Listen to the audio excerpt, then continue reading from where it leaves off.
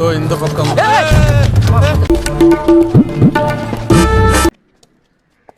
இந்த பாரு. Halo semuanya, gimana kabarnya pada hari ini? Udah lama nggak menyapa kalian dengan rangkuman film-film seru. Kali ini kita akan membahas sebuah film yang sangat menegangkan, sekaligus penuh dengan misteri. Semua itu berawal ketika seorang supir taksi menyelamatkan sebuah tas bergambar monyet yang dicuri oleh seseorang.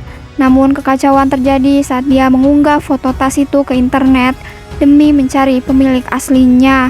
Alih-alih menemukan sang pemilik, dia justru diteror dan menjadi incaran banyak orang karena tas itu diduga berisi barang miliaran rupiah. Tapi bagaimana jika isi tas itu bukanlah barang berharga, melainkan merupakan sesuatu yang sama sekali tidak terduga.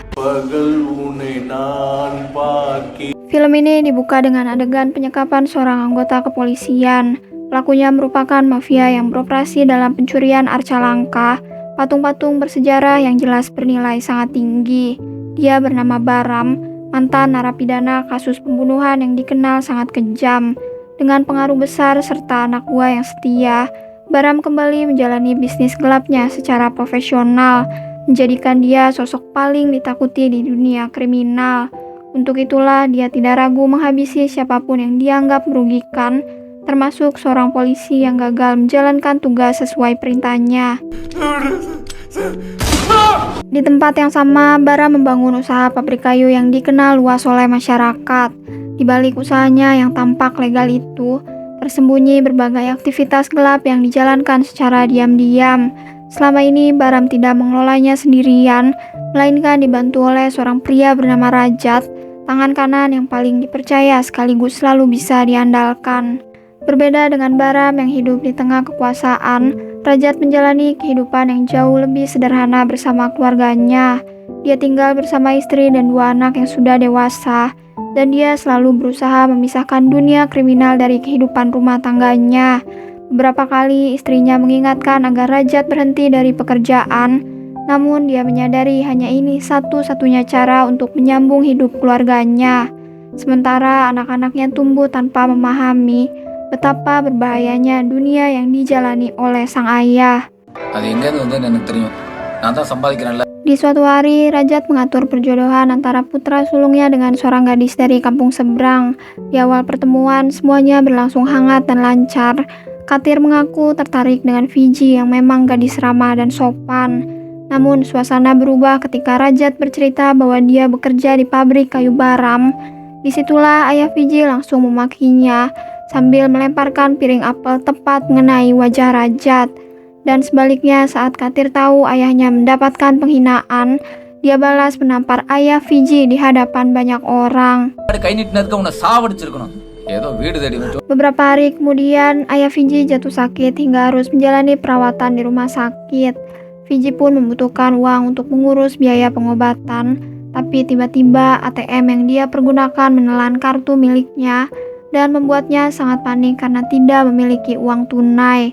Di saat yang sama, Katir menjalani pekerjaan seperti biasanya sebagai supir taksi, dan saat tengah istirahat di sebuah halte bus, dia memergoki aksi perampokan sebuah tas milik seseorang. Tanpa pikir panjang, Katir langsung mengejarnya, melewati gang-gang sempit rumah warga sampai menemukan pencurinya.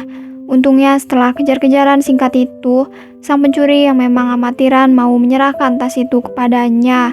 Namun saat Katir ke halte untuk mencari pemiliknya, orang-orang mengatakan bahwa pria itu telah pergi. Adegan mundur 2 hari sebelumnya, ketika orang suruhan Bara membeli tas bergambar monyet, sama persis seperti tas yang kini berada pada tangan Katir. Tas itu diisi arca selundupan, kemudian ditumpuk pakaian agar tidak menimbulkan kecurigaan. Dan ketika semuanya dipastikan telah aman, tak lupa Bara memasang gembok pada tas tersebut, lalu menugaskan Rajat untuk membawanya ke daerah Chennai. Di sisi lain, Katir tidak pernah tahu bahwa tas yang kini dia pegang sempat dibawa ayahnya sendiri. Dia bahkan memutuskan melapor ke polisi, berharap pemilik tas ini akan cepat ditemukan. Namun alih-alih dibantu, dia justru disalahkan karena dianggap sok pahlawan. Di sana pula dia bertemu dengan Fiji secara tak sengaja. Gadis itu sedang melaporkan perihal kerusakan mesin ATM, tapi keduanya sama-sama tidak mendapatkan bantuan karena musibah atap jebol yang melukai salah satu anggota polisi. Di tengah situasi tersebut, Katir mendengar Viji menjelaskan bahwa dia membutuhkan uang untuk biaya pengobatan. Disitulah Katir meminta izin untuk menjenguk ayahnya, sekaligus meminta maaf atas kejadian penamparan yang berlalu. Untungnya Viji mengizinkan, sehingga keduanya berangkat bersama menggunakan sebuah bus, di mana saat dalam perjalanan, Katir sempat mengunggah foto tas bergambar monyet itu dengan harapan bisa menemukan pemilik aslinya. Beberapa waktu sebelumnya, saat Raja tiba di daerah Chennai, dia dijemput oleh seorang pria bernama Kumar. Dialah sosok yang terakhir membawa tas bergambar monyet itu sebelum tas tersebut berpindah ke tangan Katir. Sedangkan satu pria lainnya bernama Sekar. Keduanya berperan sebagai broker, perantara yang bertugas mencarikan pembeli untuk barang-barang selundupan milik Baram. Kemudian mereka pun bertemu di rumah Sekar, seakan Rajat hanyalah teman lama yang sedang bertamu. Padahal tanpa sepengetahuan keluarganya, Sekar menyiapkan ruang khusus untuk memeriksa sekaligus menyimpan barang selundupan. Dari situlah Sekar langsung tahu bahwa arca itu bernilai 5 crore rupiah yang pada tahun itu setara dengan 2 miliar. Sekar mengatakan bahwa Rajat boleh pergi setelah transaksi selesai dilakukan. Maka sambil menunggu kedatangan pembelinya, Rajat pun meminta izin untuk pergi ke toilet. Bertepatan dengan itu, Kumar mengeluh bahwa dia membutuhkan uang cukup banyak karena minggu depan dia harus menyerahkan mahar pernikahan putrinya. Didorong rasa iba, Sekar memberinya uang 1 juta, lalu menjanjikan komisi besar setelah transaksi dicairkan. Kembali ke masa kini, saat Katir tiba menjenguk ayah Viji, dia harus menelan pil pahit karena permintaan maafnya tidak diterima. Beliau masih sakit hati atas perlakuan Katir sebelumnya, hingga langsung mengusirnya pergi dari sana. Oleh karena itu, Katir buru-buru meninggalkan rumah sakit sampai tidak menyadari bahwa tasnya telah tertinggal. Menyaksikan Katir diusir oleh ayahnya, Viji yang awalnya masih bersikap dingin, perlahan luluh atas kegigihan pria itu dalam meminta maaf. Dia pun memutuskan menyusul Katir, hingga akhirnya hubungan mereka berjalan lebih dekat daripada sebelumnya. Katir bahkan menawarkan uangnya untuk membantu biaya pengobatan, namun Viji menolaknya dengan halus, dan sebagai gantinya, dia mengajak Katir menemaninya ke rumah sang paman untuk meminjam uang. Singkat cerita, setelah berhasil mendapatkan uang pinjaman, keduanya sempat mampir ke kedai jus untuk mengobrol santai. Namun tiba-tiba penjual jus menatap Katir dengan wajah kebingungan. Lalu dia menyerahkan sebuah ponsel sambil mengatakan bahwa Katir sangat mirip dengan seseorang yang ada di layar ponsel itu. Rupanya dia menemukan HP ini tanpa ada kartu SIM, dan wajah Katir terlihat jelas pada wallpaper HP itu. Menyadari bahwa ponsel ini milik ayahnya, Katir langsung panik dan segera mengambilnya. Dia pun buru-buru menghubungi ibunya, hingga dikabari bahwa Rajat sudah pergi 2 hari lalu, dan sampai kini sama sekali tidak bisa dihubungi. Detik itu juga rasa paniknya semakin menjadi-jadi, karena tidak biasanya sang ayah pergi tanpa ada kabar sedikit pun. Ternyata tanpa Rajat ketahui, Sekarlah orang yang telah mencuri ponselnya, membuang kartu SIM beserta HP-nya ke dalam tempat sampah. Bahkan Sekar diam-diam menjalankan rencananya sendirian, mulai dari berbohong pada Baram bahwa Rajat tidak pernah tiba di tempatnya. Padahal kenyataannya Rajat percaya penuh pada Sekar dan masih menunggu transaksi sesuai arahan dari pria itu. Semenjak saat itu, Katir berusaha mencari tahu keberadaan ayahnya lewat salah satu rekan kerja. Dari sanalah dia tahu bahwa Rajat pergi ke daerah Chennai untuk mengantarkan barang selundupan pada pria bernama Sekar. Selama itu pula, Katir terus menerima telepon dari nomor-nomor asing, orang-orang yang mengaku sebagai pemilik tas yang telah diunggahnya. Bahkan salah satunya merupakan Satya, pencuri yang sempat merampas tas itu dan masih berupaya untuk mengambilnya. Untungnya Katir berhasil memergoki Satya tengah menelponnya dari jarak dekat hingga dia langsung melayangkan tamparan keras. Namun setelah tahu Satya memiliki koneksi di sekitar Chennai, dia justru meminta bantuannya untuk mencari ayahnya yang hilang. Dan sebagai gantinya, Satya meminta tas bergambar monyet itu diserahkan kepadanya. Orang bagus. Tadi ya. Pada akhirnya Katir pun menyanggupi dan memberitahu bahwa tas itu tertinggal di rumah sakit. Sambil menunggu kabar Fiji mengenai tas tersebut, Satya membawanya menemui seorang pria bernama Sekar yang memang dia kenal. Namun sayangnya setelah menunjukkan foto dan kronologi lengkap, ternyata Sekar yang mereka temui sama sekali tidak terlibat. Sementara itu, Sekar yang asli telah mengirim Kumar untuk menemui pembeli arca, di mana sang pembeli hanya menyerahkan uang muka dan berjanji akan melunasi sisanya setelah melihat barangnya secara langsung. Sekar pun memberikan seluruh uang itu pada Rajat, lalu mengizinkan dia untuk pulang. Namun ternyata Rajat malah menolaknya dan bersikeras menunggu sampai transaksi benar-benar dilunasi. Di sisi lain, ayah Fiji yang masih dirawat di rumah sakit, diam-diam merasa terganggu dengan keberadaan tas bergambar monyet itu. Dia yang masih menyimpan kesal pada Katir, akhirnya membuang tas itu dari lantai atas hingga jatuh ke area tempat sampah di bawah gedung rumah sakit. Selama itu pula, Katir masih berkeliling kota untuk mencari keberadaan ayahnya. Disitulah dia kembali mendapat telepon dari nomor asing, di mana seorang pria langsung mengancamnya untuk menyerahkan tas tersebut.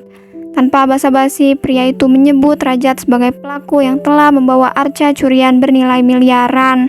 Bahkan Katir dituduh ikut kerjasama menyembunyikan arca itu bersama sang ayah. Padahal selama ini Katir sama sekali tidak tahu isi tas tersebut dan tidak pernah menyangka bahwa semua itu berkaitan dengan ayahnya sendiri. Satu hari kemudian, setelah menunggu pelunasan dari pembeli, akhirnya Sekar mendapat kabar bahwa uang telah disiapkan. Namun di saat yang sama, Baram justru curiga karena Raja tidak kunjung memberi kabar. Dia bahkan mengatakan akan datang langsung ke Chennai karena yakin Raja tidak mungkin kabur jauh-jauh mengingat usianya sudah tua. Menyadari kebohongannya perlahan mulai tercium, Sekar segera menyuruh istri dan anak-anaknya pergi ke rumah mertuanya. Hari itu Sekar mengunci semua pintu, lalu mengajak Rajat masuk ke ruangan tempat mereka menyimpan arca. Di sanalah suasana perlahan berubah mencekam ketika Sekar mulai mengulik alasan Rajat mau kerjasama pada sosok seperti Baram. Dengan tatapan yang penuh kekaguman, Rajat menjelaskan bahwa mungkin orang-orang menganggap Baram hanyalah seorang kriminal. Namun baginya pria itu adalah penolongnya, orang yang sangat penting karena telah menyelamatkan hidupnya. Jawaban itu membuat suasana semakin menegangkan.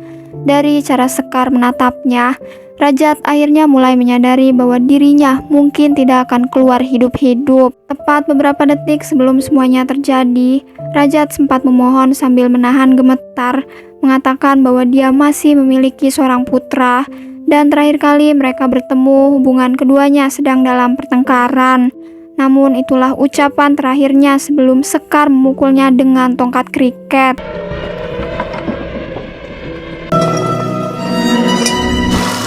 Tak lama setelah kejadian itu, Baram akhirnya tiba di rumah Sekar bersama 3 orang anak buahnya. Di mobil mereka mendapat kabar dari Katir bahwa dia sedang berkeliling mencari keberadaan ayahnya.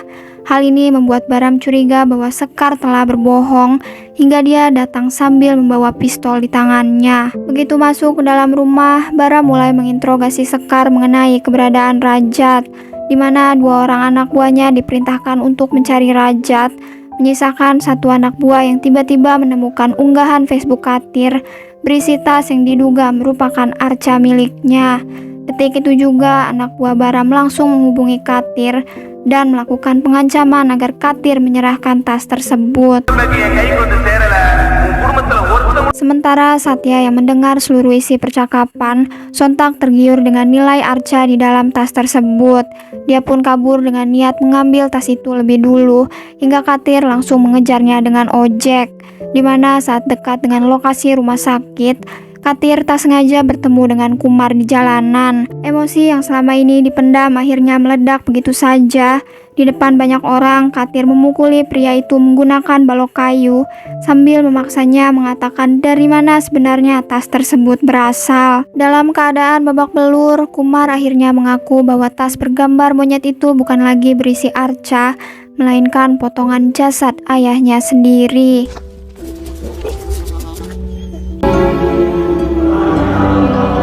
Di saat yang sama, pembeli akhirnya datang ke rumah Sekar membawa sisa uang pelunasan dan membuktikan bahwa arca tersebut benar-benar berhasil terjual. Saat itulah Sekar langsung menyerang anak buah Baram dengan cara menusuk pisau ke lehernya. Pertikaian pun pecah di dalam rumah itu.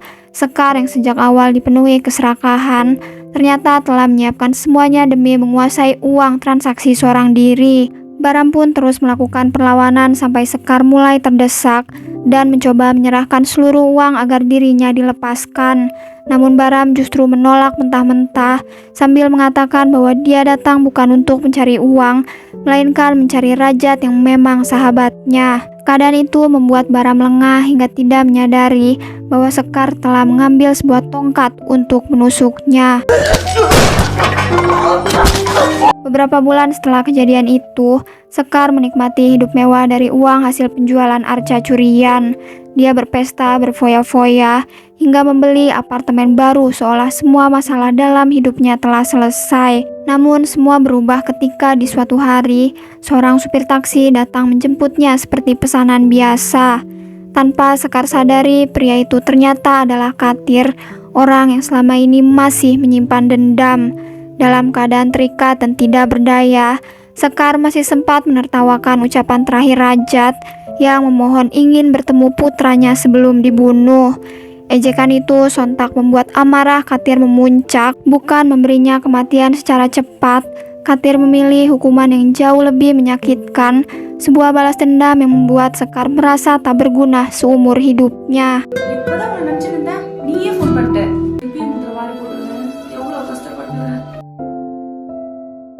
Dari film ini kita jadi tahu bahwa tidak ada seseorang yang benar-benar putih atau hitam. Baram yang jelas-jelas pelaku kriminal juga memperlakukan anak buahnya secara manusiawi, bahkan menganggap seperti sahabatnya sendiri. Sementara orang yang dia percaya ternyata menusuk dari belakang juga melakukan aksinya dengan penuh kebengisan. Ya udah, sampai di sini dulu video kali ini. Jangan lupa untuk like dan komen, dan sampai berjumpa lagi di video berikutnya.